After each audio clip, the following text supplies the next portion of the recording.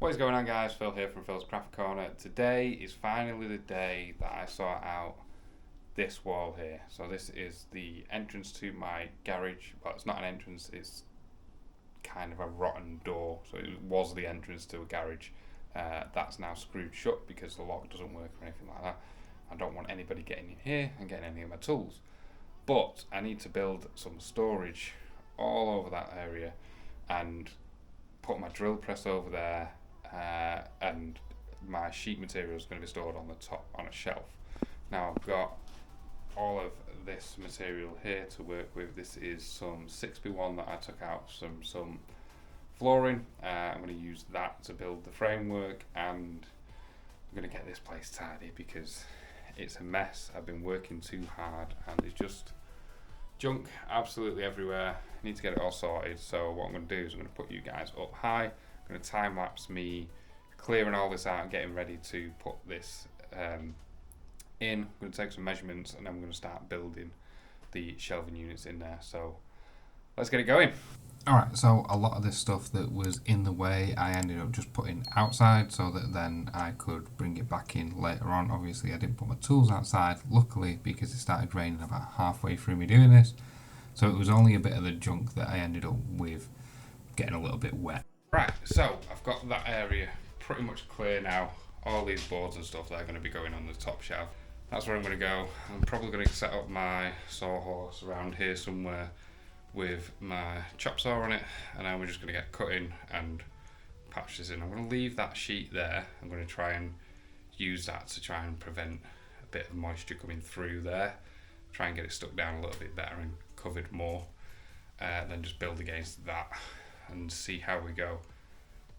I might not attach it to the wall just yet because I need to get some sheets of OSB for the back, but until I decide how that's going to be, there's no point in me getting the sheets. I don't know if I'm going wall to wall or just in front of the door. So I'm going to start building. I'm going to see what happens and how it turns out and what I'm happy with, and then we'll just go from there. Right, so I've got a bit of a plan. I've laid this piece across the bottom. That's roughly how long I'm going, because that's how long that piece was. It was only an inch or so short on that side, but if I put the vertical pieces on the outside, then that's going to close up those gaps. It's going to be fine. The top part is going to come out 4 foot, so that's roughly about here. The bottom one doesn't need to go out that far. Where the drill press is going to be, so around this height, that's only going to be about 16 inches wide, maybe. Well, I'll make a measurement as I'm putting that in, but for now I'm just going to put this up high, shelving with the verticals going there. The ones on this side that further out, they're obviously not going to be all the way down because they're going to get in the way eventually. I'm probably just going to bolt that bit to the wall. The back corner is going to have a solid vertical, so that's going to be stronger. So let's get cutting, let's get building, and we'll see how it goes. Alright, so while Phil builds this part, I will talk you through a few tips to help you do this if you're going to do something like this by yourself. The first one is taping your spirit level down. I just use some masking tape here. It tapes it to the piece of material that I'm working with, and that helps tremendously. It saves up having a hand. You can clamp this on, but a bit of tape's easy. Second thing is put your tools within reach, because if you're holding a piece up high and you need to reach to the floor to try and get your drills, it's just not going to work. So I had this little shelf on the top where it was built out, and I could just put my drills up there. I also put a bracket on that left hand side, that's why it looks like it's floating there. It's just sat on top of a bracket to hold that left side up for me, so that on the right side I could drill the hole and put the framing screws in. And that's the last tip I've got on here, as I used framing screws in there so that I could just drill a 6mm hole straight through the wood into the brick, and then just screw the framing screws in there. The framing screws are 7.5mm wide, and they've got the wrong teeth on the spiral bit of the screw, and it cuts into the brick, it cuts into any material, and that makes putting things like this in so much easier, because you don't have to drill the hole, take the material off, put the plug in, then put the material back up in the same place and then try and get a screw through there. You can just hold it in place, drill straight through, put the framing screw through, and it just makes it so much easier and so much quicker. So I just repeated the process for the two sides. On the left hand side I had to add 3 pieces on there because the brick sits out about 6 inches, and I had to add those pieces in to make sure that it sits flush. On the right hand side it was nice and easy, that just sit flush anyway. And the front bit was so easy because I already had a piece that was 9 foot long, and that's what I needed to fit from this left hand side where the window was all the way to the right hand side, and I just needed to put a couple of screws in the end.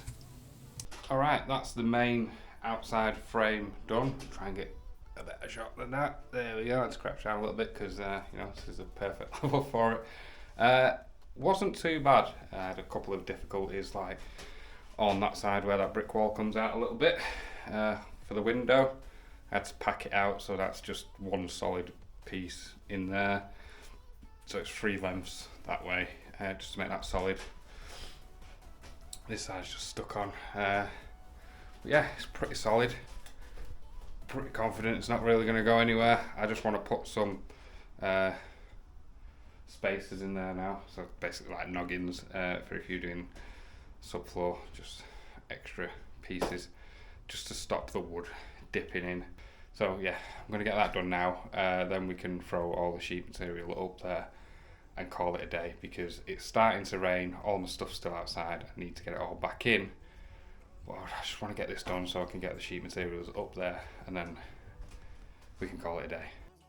So I pre-cut all 6 of these to the size that I needed. They all went in pretty easy apart from the second one. I cut that a tiny little bit too short and had a little bit of an issue getting that in. But to make this easier for myself, I used a mending plate. It's one of those flat long plates that you can use to join 2 pieces of countertop together kind of thing. Had that on the back side, and that held that piece in place while I went to the front and put a couple of screws in there. Then I came back and just did the poor man's pocket screw and just screwed an angled screw from the side of the piece into the back frame, and that held that in pretty nicely. You'll see at the end how solid this is, and it just went pretty smoothly from here, and it was all finished then. Right, so it's all assembled. Time for a bit of a test. Some monkeying around. Oh yeah, solid. It's not going anywhere. Definitely not going anywhere. So yeah, all my sheet materials can now just slide up there, out of the way. Good, and then another time I can build my drill press. So I'm hoping the drill press will be about this high. The top of the drill press will be about here. Should be good. I've got a table at my upper workshop. I might bring that because I think it might just slide into that area there. But I do want to build that workbench coming around this side and have this wall on the back here as a miter station for my miter saw, obviously. Then on the other side of that, I'm probably going to have my scroll saw. So about 8 foot from that wall.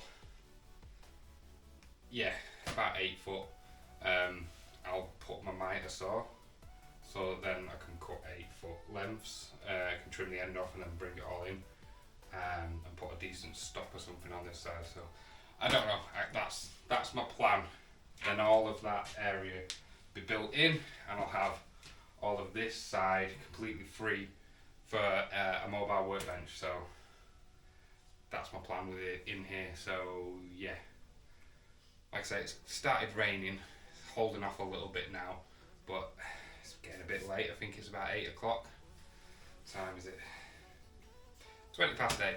So yeah, a little bit tired now, so I'm just going to put all my materials up there, get them out of the way, have a bit of a tidy up, bring my stuff in from outside, and then tomorrow I've got pretty much a full day free.